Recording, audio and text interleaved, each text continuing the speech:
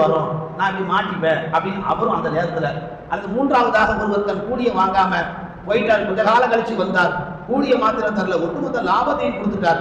அப்படி கொடுத்ததுக்கு பின்னால் நானும் இப்படி ஒரு காலத்துல மாட்டிப்பேன்னு சொல்லி 3 பேர்ல ஒருத்தர் கூட நினைக்கல. யதார்த்தமாக நடந்த நிலைகளை அது ஈமானோடு எதிர்த்தார்கள். தங்களுக்கு ஏற்பட்ட அந்த ஆபத்துக்களை ஈமானோடு விரட்டி அனுப்பினார்கள். ஒட்டுமொத்த பாறைங்க, ஒரு கதவா இருந்தா உடைச்சிடலாம், ஒரு துவாவை கொண்டு பாறையை அகற்றுகிற அளவுக்கு ஒரு சக்தி, ஒரு ஆற்றல், ஒரு கூவத்து அல்லாஹ் முன்னோர்கள் வாழ்ந்த வார்த்தைகளில் வைத்திருக்கிறார் என்று சொன்னால், இன்றைக்கு நாம் வாழக்கூடிய இந்த நிகழ்கால வாழ்க்கையிலே நம்ம வாழ்க்கையில பாறலா விழுறது கிடையாது. சின்ன சின்ன பொடி கற்கள் தான், சாதாரண கற்கள் தான். அதை நம்ம அல்லாஹ்ட்ட துஆவுக்கு கையேந்தினாலே நம்மளுடைய எல்லா பிரச்சனையும் அல்லாஹ் தஆலா தவிடுபடியாக ஆக்கி விடுவான்.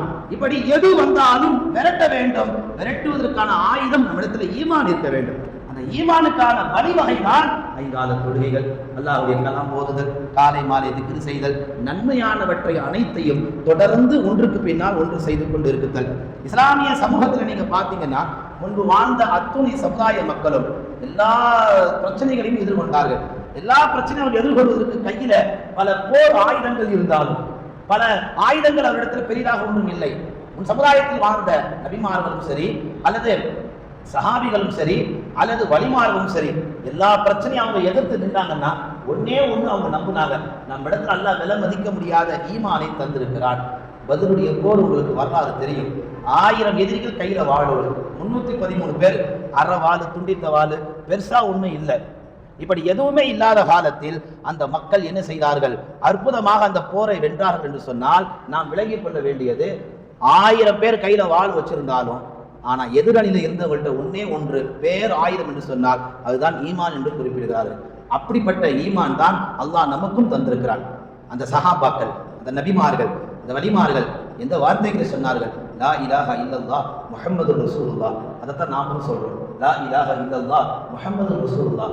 அவர்கள் சொன்ன போது அது உயிரோட்டமாக இருந்தது. பல பிரச்சனைகளை எதிர்த்தார்கள், எல்லாவற்றையும் விரட்டி அடித்தார்கள். இன்னைக்கு அதே வார்த்தைகளை நாமும் முணுமுணுக்கிறோம். நம்ம வீட்டில் இருக்கிற பிரச்சனை கூட நம்மளால சரி செய்ய முடியலன்னு சொன்னா நாம சரி செய்ய வேண்டியது நம்முடைய பிரச்சனை அல்ல, நம்ம இடத்துல இருக்கக்கூடிய ஈமான் என்பதை கண்மணி நாயகம் ஸல்லல்லாஹு அலைஹி வஸல்லம் சொல்லி காமிக்கிறார்கள். உலக வரலாற்றிலே இந்த உலகம் எத்தனையோ தலைவர்களை திரும்பி பார்த்திருக்கிறார். ஒரே ஒரு தலைவர் இந்த உலகம் எப்படி பார்த்தது தெரியுமா? அவரிடத்திலே என் இறைவன் அல்லாஹ், அவனுக்கு இணை இல்லை, அவனுக்கு துணை இல்லை, அவன் வஹது, அவன் அஹது, அவன் ஒருவன், அவன் மட்டும்தான் என்ற கொள்கை கோட்பாடோடு உலகம் ஒரு மனிதரை பார்த்ததென்றால் அதுதான் கண்மணி நாயகம் ஸல்லல்லாஹு அலைஹி வஸல்லம் அவர்களை மாத்திரம்.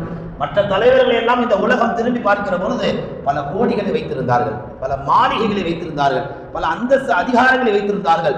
ஒரு மனிதன் மாத்திரம் ஒரே ஒரு வரி கொள்கையோடு இருந்தார், அல்லாஹ் ஒருவன் தான், அவனுக்கு மட்டும்தான் நான் சிரம் பணிவேன் என்ற அந்த கொள்கையோடு இருந்த ஒற்றை மனிதரை இந்த உலகம் பார்த்தது என்று சொன்னால் அந்த ஈமான் தான் இன்றைக்கு நம்மிடத்திலே வர வேண்டும். அன்பார்ந்த அல்லாஹ்வின் நல்லடியார்களே, வரலாற்றிலே புகழ்பெற்ற ஒரு சம்பவம் உங்களுக்கு தெரியும் என்று நினைக்கிறேன். சௌர் குகை என்று சொன்னாலே நம்ம எல்லோருக்கும் ஞாபகம் வருவது நபிகள் நாயகமும் ஹஜ்ரத் அபூபக்கர் சித்திக்கும். நீங்க கவனிக்கலாம், அந்த குகைக்குள்ள ஆங்காங்கே ஓட்டைகள் இருக்கும். வெளியே 1000 பேர் கையில வாளோடு நிற்கிறாங்க. நபிகளாருக்கு அந்த நேரத்தில் அசதியான ஒரு தூக்கம் வருது. அபூபக்கருடைய மடியில படுத்து உறங்குகிறாங்க. அந்த குகையில் இருக்கிற பல ஓட்டைகளை ஒரு ஓட்டையில ஒரு பாம்பு எட்டி பார்க்குது. அபூபக்கர் ரலியல்லாஹு அவர்கள் அந்த பாம்பை கண்டு பயப்படல, நபிகளாருடைய தூக்கம் கலைந்து விடக்கூடாது என்று பெருமானாருடைய தூக்கத்தை காப்பாற்ற, தன் உயிரை காப்பாற்றல, பெருமானாருடைய தூக்கத்தை காப்பாற்ற அந்த ஓட்டை அடைப்பதற்காக தன் பாதத்தை எடுத்து அடைக்கிறார்கள். நீங்க நல்லா கவனிக்கலாம், பாதத்தை அடைத்தவுடன் பாம்பு கொத்தும், பாம்புடைய